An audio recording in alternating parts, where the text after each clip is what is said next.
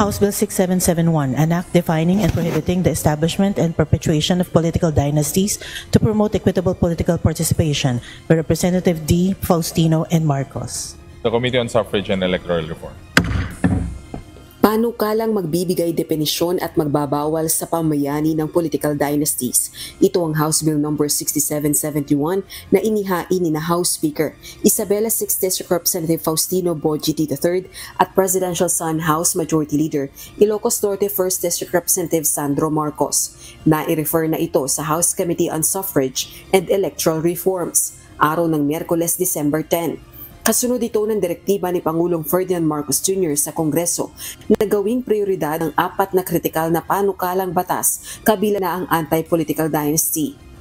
Sa ilalim ng panukala ni D at Marcos, bawal ang sabay na humawak ng elective position ang magkamag-anak hanggang 4th degree of consanguinity and affinity.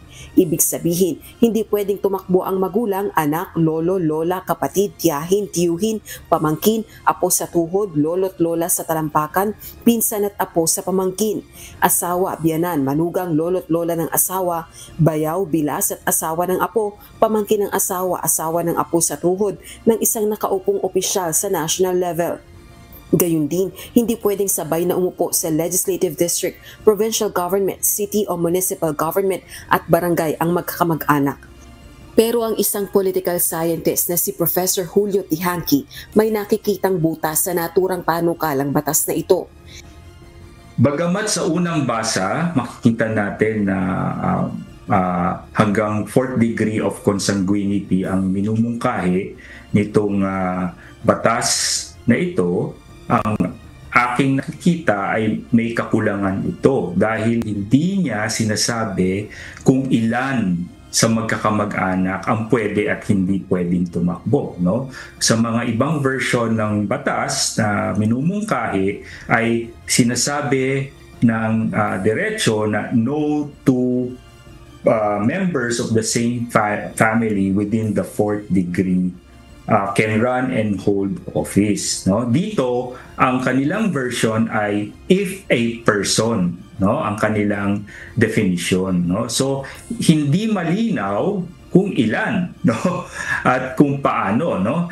Tapos, ang isa pa, ang kanilang pagkakalatag ng kanilang listahan ng bawal tumakbo ay ayon sa teritoryo or hierarchical territory, no, national, sa local, no, whether provincial, municipal, city or barangay, no.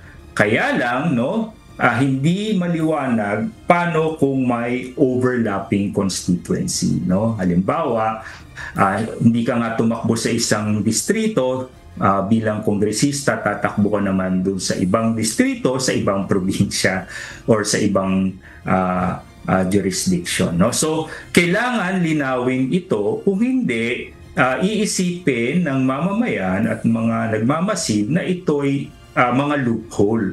At ito ay, again, no, isang malaking pagpapanggap lamang na merong tinutulak na anti-political dynasty, pero ito ay malamya at hindi malinaw at lalong magpapalakas sa mga dinastiya. Si House Deputy Minority Leader at Caloocan 2nd District Representative Edgar Erice na may akda rin ng isang anti-political dynasty bill, handa namang makipagkompromiso na hanggang 2 lang dapat na magkamag-anak ang payagang sabay na maupo sa elective positions. Challenges dyan, 80% yata, 70-80% ng mga members of Congress are connected to political dynasties. Ngayon, ang sa akin naman, para lang maipasa ito, at least mabawasan yung taba ng political dynasties. Kasi natandaan ko, noong 2015 ay nakapasa ito sa committee level, yung anti-political dynasty bill na aking iniakda. At nung una, ayaw nila pumayag dahil isa lang bawat pamilya. Pero nung nag-compromise ako, 2 kada pamilya, pumayag sila. So ngayon, I'm willing to compromise again, 2 per family. Mabawasan lang yung mga matatabang political dynasties. Plano na ring maghain ng petisyon sa Korte Suprema ni Congressman Erice para pilitin ng Kongresong gawin ang mandato nitong magpasa ng batas kontra political dynasties gaya ng itinatakda ng saligang batas. Ito ay bago ang mga paghahanda para sa 2028 national elections. Pero binigyang diin naman ni House Deputy Minority Leader at Akbayan Party List Representative Percy Sendanya, isang tunay na anti-political dynasty law ang kailangan ng Pilipinas, hindi thin, fat o diet dynasty. Ayon naman kay House Assistant Majority Leader at Lanao del Sur 1st District Representative Sia Alonto Adjong, January 2026 na planong umpisahan ang pagtalakay ng House Committee on Suffrage and Electoral Reform sa mga panukalang batas kontra political dynasties. Chairperson ng naturang House panel ang kongresista. So by January, I guess,